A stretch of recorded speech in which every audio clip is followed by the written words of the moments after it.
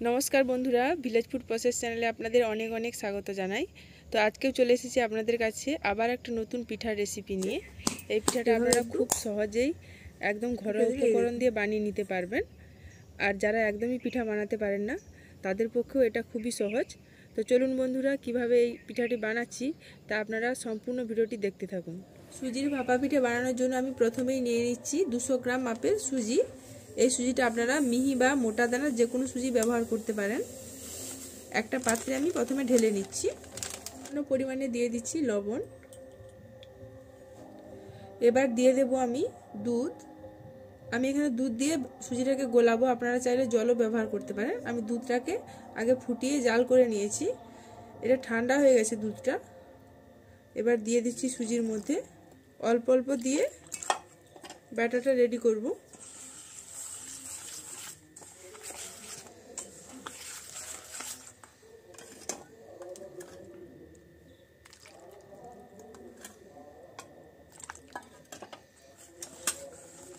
সুজি আর দুধটা খুব ভালোভাবে মেশানো হয়ে গেছে, 10 মিনিটের জন্য রেস্টে রেখে দেব। এবার আমি এর পুরটা রেডি করে নেব।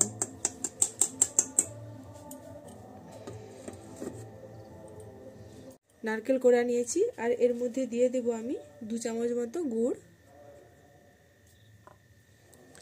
আর ফ্লেভারের জন্য আমি দিয়ে দিচ্ছি 2টো এলাচকে আমি থেতো করে নিয়েছি। এবারে এলাচের যে দানার গুঁড়োটা দিয়ে দিচ্ছি, এটা দারুণ একটা টেস্ট আনবে আর ফ্লেভারও দেবে। এখানে আমি পুরের জন্য আখের গুড় ব্যবহার করছি, চাইলে আপনারা খেজুর গুঁড়ও দিতে পারেন, কিংবা যারা গুড় পছন্দ করেন না তারা চিনিও দিয়ে বানাতে পারে। এই দেখুন পুরটা আমার একদম রেডি হয়ে গেল। এবার এটাকে আমি সরিয়ে রাখছি। এবার ব্যাটারটা কেমন হয়েছে দেখি। 10 মিনিট হয়ে গেছে, এবার আমি ঢাকাটা খুলে দেখছি। এই দেখুন সুজিটা কতটা ফুলে গেছে আর ব্যাটারটা একদম ঠিকঠাকই আছে। আপনারা যদি মনে করেন যে ব্যাটারটা একটু শক্ত হয়ে গেছে তাহলে জলও ব্যবহার করতে পারেন বা দুধ দিয়েও আবার একটু গুলিয়ে নিতে পারেন। এবার আমি দিয়ে দেব বেকিং পাউডার। এই দেখুন বেকিং সোডা কিন্তু আমি এখানে ইউজ করব না।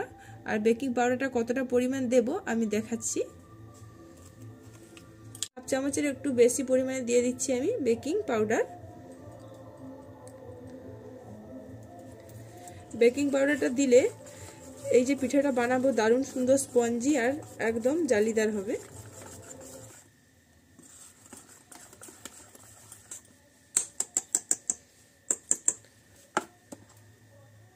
ব্যাটারটা খুব বেশি পাতলা হবে না, খুব বেশি মোটা হবে না, এই রকমের থিকনেস থাকতে হবে। এবার আমি এটাকে সরিয়ে রাখছি। এবার আমি নিয়ে নিচ্ছি 4টে বাটি, যে কোনো মাপের যে কোনো সাইজের আপনারা বাটি নিতে পারেন। আমি এখানে ছোট ছোট 4টে বাটি নিয়েছি। এবার আমি এগুলোকে সাদা তেল মাখিয়ে নেবো বাটিটাতে। বাটিতে আমি অল্প করে সাদা তেল নিয়ে নিয়েছি। এবার আমি সব বাটিগুলোতে একটু একটু করে মাখিয়ে নেব। 4 সাইডটাতে খুব ভালোভাবে মাখিয়ে নিতে হবে, তাহলে পিঠাটা খুব ভালোভাবে উঠে আসবে, কোনো অসুবিধাই হবে না।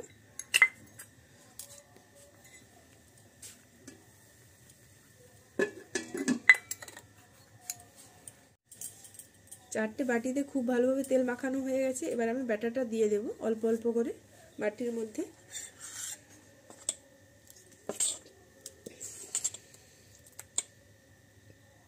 এক হাতা করে দিয়ে দিচ্ছি আমি।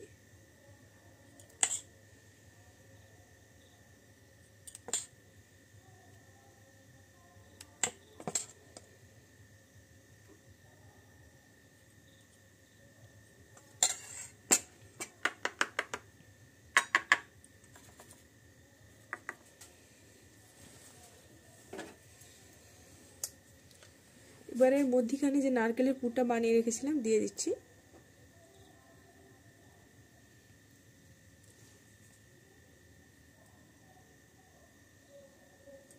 মাঝখানে পুরটা দিয়ে দিয়েছি। এবার আমি উপর থেকে আরেকটু করে সুজির ব্যাটারটা দিয়ে দেব। পুরো বাটিটাকে ভরবো না। এবার আমি বাটিটাকে একটু ঠুকে সেট করে নেব। বাটিগুলোকে একটু হালকা করে ঠুকে আমি সেট করে নিয়েছি। এবার আমি কিছু ড্রাই ফ্রুটস দিয়ে সাজিয়ে দেব। আপনারা চাইলে যে কোনো ড্রাই ফ্রুটস ব্যবহার করতে পারেন, আমি আমার পছন্দ মতো ব্যবহার করছি। সবকটা বাটি খুব সুন্দরভাবে সাজানো হয়ে গেছে। এবার আমি এগুলোকে স্টিমে বসিয়ে দেব। এই দেখুন আমি একটা নতুন ফোল্ডিং স্টিমার নিয়েছি, এটা অনলাইন থেকে নেওয়া হয়েছে। কত সুন্দর দেখতে দেখুন, খুব সুন্দরভাবে খোলা যায় আর যে কোনো পাত্রে বসাবেন, সব পাত্রে এটা সেট হয়ে যাবে খুব সুন্দরভাবে। এটা দেখতে কেমন লাগলো তা আপনারা অবশ্যই কমেন্টে জানাবেন। নতুন একটা জিনিস কেনা হয়েছে তাই আপনাদেরকে দেখালাম। এবার আমি স্টিমারের মধ্যে সবকটা বাটিকে বসিয়ে দেব। আমি এখানে স্টিমার ব্যবহার করছি, আপনারা চাইলে যে কোনো ঝাড়ি, কাঁচি বা থালাও ব্যবহার করতে পারেন, তাতেও হবে।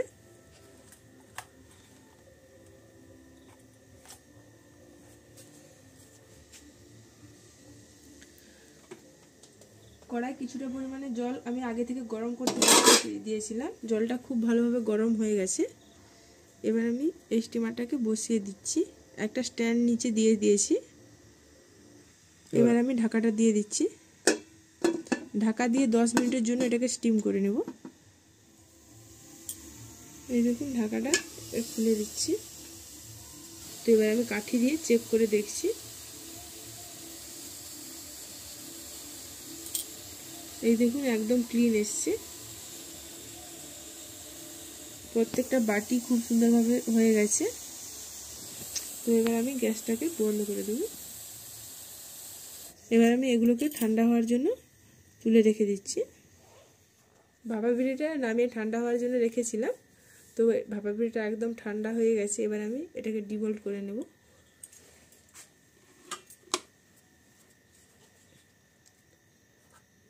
ছুরি দিয়ে একটু সাইডটাকে এভাবে একটু ছাড়িয়ে নিচ্ছি। একটা পিঠা ডিমোল্ড করে নিয়েছি। এবার আমি এটাকে ছুরি দিয়ে একটু সাইডটাকে এভাবে ছাড়িয়ে নিচ্ছি প্রথমে, তাতে করে পিঠাটা ওঠানোর সময় খুব সুবিধা হবে। এই দেখুন এবারে পিছন দিকে উপর করে দিলে বাটিটা খুব সহজেই পিঠাটা উঠে আসবে।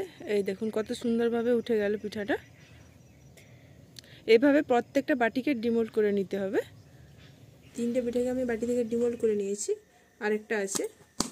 এভাবে একটু ঢুকে দিলে এই দেখুন সুন্দরভাবে একদম রেডি হয়ে গেল।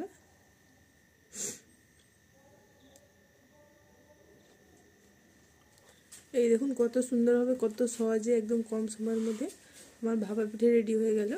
আর এটা খেতেও দারুণ হবে। এই দেখুন আমি আপনাদেরকে একটা কেটে দেখাচ্ছি।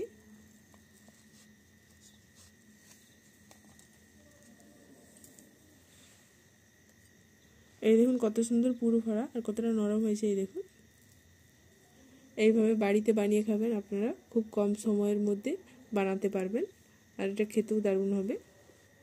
আজকের এই রেসিপিটি আপনাদের কেমন লাগলো তা আপনারা অবশ্যই কমেন্টে জানাবেন। আর যদি ভালো লেগে থাকে তাহলে আমার এই চ্যানেলটিকে লাইক ও শেয়ার করবেন। আর আমার চ্যানেলে যদি কেউ নতুন বন্ধু হয়ে থাকে অবশ্যই আমার চ্যানেলটিকে সাবস্ক্রাইব করে পাশে থাকবেন।